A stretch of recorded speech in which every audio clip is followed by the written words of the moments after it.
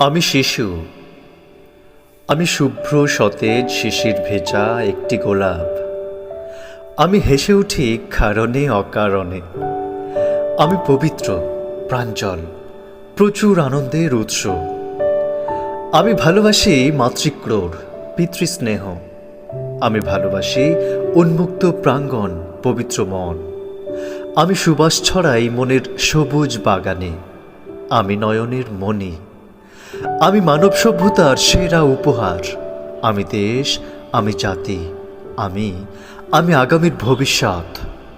আমি এগিয়ে চলি গুটি গুটি পায়ে, ছোট্ট দুটোর উপর দাঁত বের করে আধো আধো করে বলি মনের গোপন কথা। কিন্তু আমার খুব কষ্ট জানো, কারণ আমার বন্ধু ভালো নেই। সেও প্রস্ফুটিত হতে চেয়েছিল ফুলের মতো। তোমরা তাকে অঙ্কুরেই মেরে ফেলেছ। সেও আমার মতো চাঁদ বদনে হতে চেয়েছিল। তোমরা তাকে পুষ্টিকর খাবার দাওনি। সেও স্বাধীনভাবে বেড়ে উঠতে চেয়েছিল। তোমরা তাকে বেচে দিয়েছ পাষণ্ড চিত্তে। সেও পাঠশালায় যেতে চেয়েছিল। তোমরা তাকে বন্দি করেছ হোটেলের রান্নাঘরে। সেও খোলা মাঠে ছুটতে চেয়েছিল। তোমরা তাকে পাঠিয়েছ বাইকের গ্যারেজে। সেও বাবা মায়ের আঙুল ধরে পাহাড়ে সমুদ্রে ঘুরতে চেয়েছিল।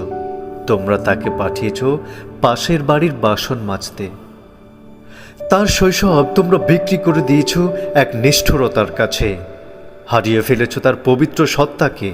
তোমরা বড় দুষ্টু, বড় নিষ্ঠুর, পাষণ্ড। ভবিষ্যৎ তোমাদের ক্ষমা করবে না।